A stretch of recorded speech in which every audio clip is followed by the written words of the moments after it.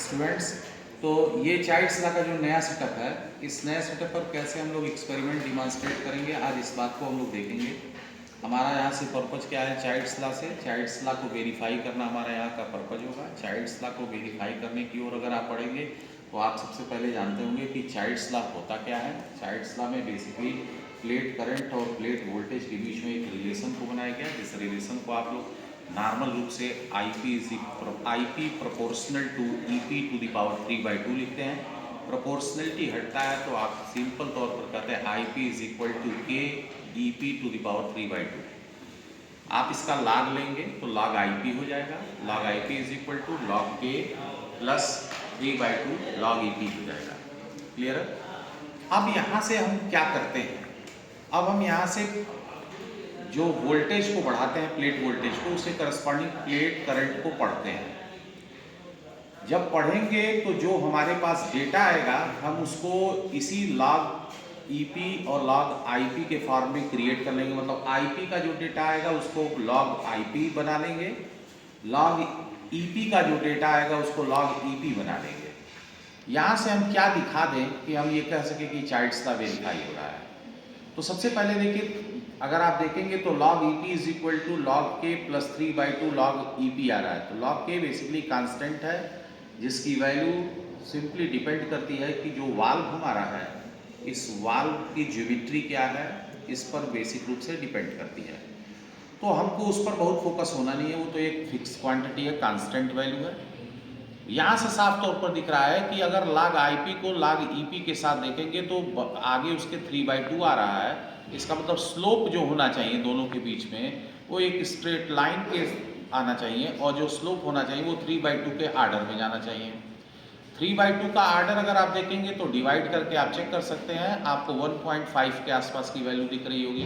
भाई 3/2 है तो 1.5। इसका मतलब ये है कि अगर हम इस रेंज में, क्योंकि प्रैक्टिकल हम कभी भी करते हैं तो हम आइडियल, ये तो बातें थियोरेटिकल बातें हैं, एक्सपेरिमेंटल बातें, कोई ज़रूरी नहीं है कि एग्जैक्ट वैसे ही मिले, लेकिन उसके रेंज में अगर हम अपने स्लोप ऑफ द कर्व को पा रहे हैं, जिस ग्राफ को हम प्लाट करते हैं log IP versus log EP के लिए, तो हम उसी रेंज में पाएंगे तो हम कह सकते हैं कि हमारा चाइल्ड्स लॉ वेरीफाई हो गया है।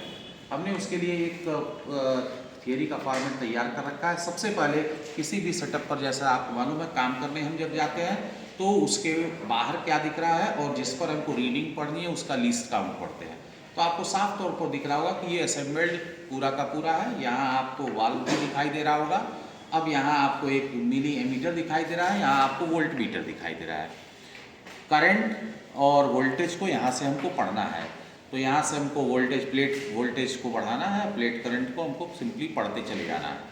लेकिन उसके पहले हम सबसे पहले देखेंगे कि अपने ऑब्जर्वेशन टेबल में कि हमारे पास जिस पर वैल्यू हमको पढ़नी है उसमें जो मिली एमीटर है उसका लीस्ट काउंट क्या है। तो अगर आप यहाँ ठीक से इस सेटअप को देखना शुरू करें तो आपको ये मिली एमीटर दिखाई दे रहा है। इसमें लीस्ट काउंट सिंपल तौर पर आप कहते हैं कि किसी भी एपरेटस पर जो मिनिमम वैल्यू पढ़ पाते हैं वही उस एपरेटस की क्या होती है, लीस्ट काउंट होती है, अल्पतमांक होता है। निकालने के लिए कोई भी दो सक्सेसिव रीडिंग ले लीजिए, दो लगातार रीडिंग ले लीजिए, दूसरे में से पहले को माइनस कीजिए, घटाइए, जो आया अब देखिए कि उन दोनों के बीच में कितने स्मॉल डिविजन्स बने हैं, उनके वैल्यू से डिवाइड कर दीजिए, आपको सीधे तौर पर मिल जाएगी वैल्यू। फॉर एग्जाम्पल अगर आप यहाँ मिली एमीटर पर देखें तो ये 0 है और ये 5 है। 0 से 5 तक पहुँचने के लिए हमको 10 स्मॉल डिविजन्स को ट्रेवल करना पड़ रहा है, चलना पड़ रहा है।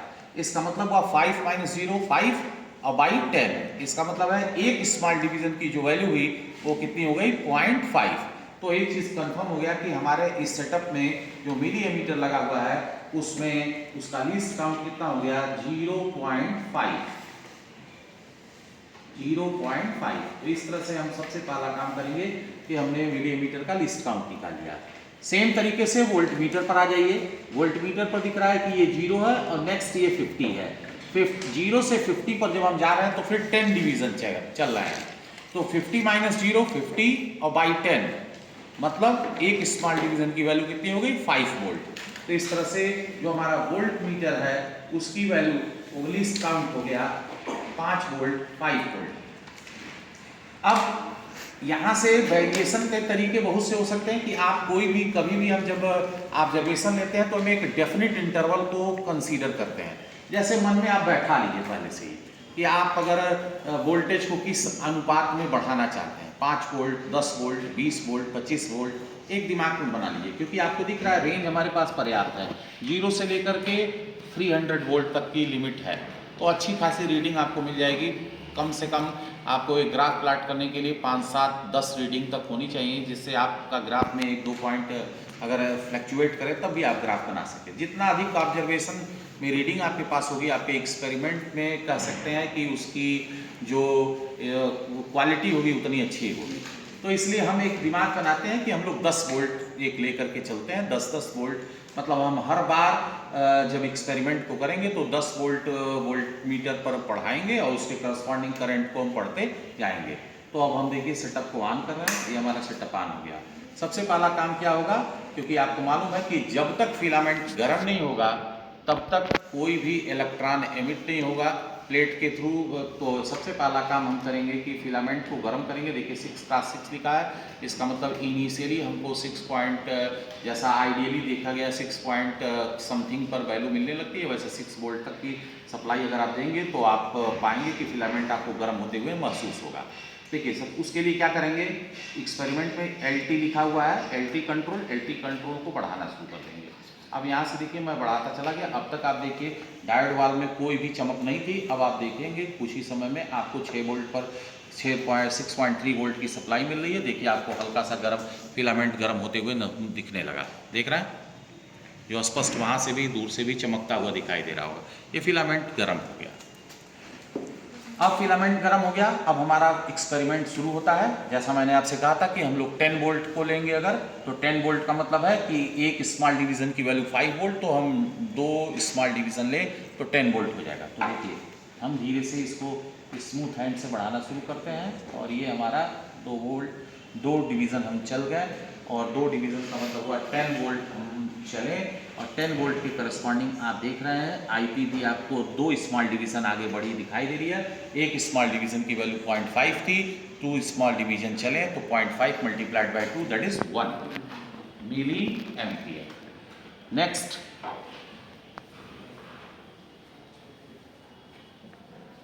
अब आप देख सकते हैं हम इस वोल्ट मीटर पर 4 स्मॉल डिवीज़न ट्रेवल कर लिए। एक स्मॉल डिवीज़न की वैल्यू 5 है, 5 multiplied by 4 that is 20 volt and 20 volt की करस्पॉन्डिंग आप देख सकते हैं IP जिस पर हम पढ़ रहे हैं मिली एमीटर पर, उस पर भी देखिए 4 डिवीज़न हम चल चुके हैं। 0.5 मल्टीप्लाइड बाई 4 दैट इज 2.0। तो हम पा गए इस तरह से 20 वोल्ट 2 मिली एम्पियर।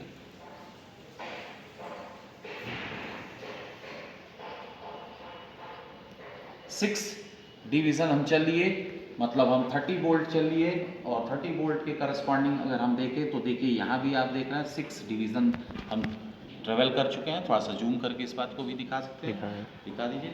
और इस तरह से 6 मल्टीप्लाइड बाई 0.5 3.0, तो ये आपका हो गया 3 वोल्ट। नेक्स्ट 8 डिवीज़न देखिए हम चल चुके हैं और 8 डिवीज़न चलने के बाद जो हमारे पास वैल्यू यहाँ आ रही है, यहाँ भी देखिए 8 डिवीज़न की आ रही है, तो 8 का मतलब हो गया 40 वोल्ट और 8 इस पर भी हम चल लिए 4 मिली एम्पियर। फिर हम 12 चल चुके हैं, 12 डिवीज़न का मतलब हुआ 60 वोल्ट और 60 के करस्पॉन्डिंग यहाँ भी आप देखिए 6 डिवीज़न ट्रेवल कर चुके हैं, मतलब आप समझ चुके हैं, तो 6 मिली एम्पियर। सेम तरीके से इस प्रोसेस को आप आगे कंटिन्यू करेंगे और कंटिन्यू करते हुए बढ़ेंगे।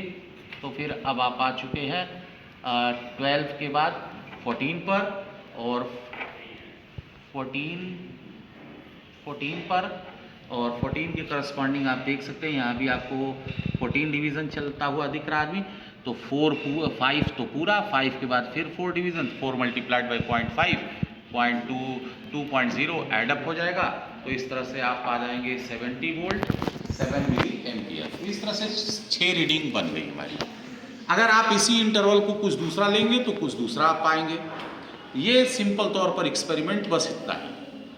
अब इस चूँकि सारी चीज़ें असेंबल्ड हैं, इसलिए इसके स्ट्रक्चर को हमको अंदर से पढ़ना पड़ेगा। वो सारी डिटेल बातें अगले लेक्चर्स में हम लोग करेंगे, अगले क्लास में करेंगे। ये सिर्फ था कि आप कैसे अपने एक्सपेरिमेंट को परफॉर्म करेंगे इस असेंबल्ड सेटअप पर, उसके लिए मैंने आपको एक सैंपल बताया। और इस तरह से हमारे पास 6 रीडिंग आ गई। हम चाहें और भी आगे कंटिन्यू कर सकते हैं और बहुत सारी रीडिंग को निकाल सकते हैं। ठीक है, तो ये काम करने का तरीका है। Thank you.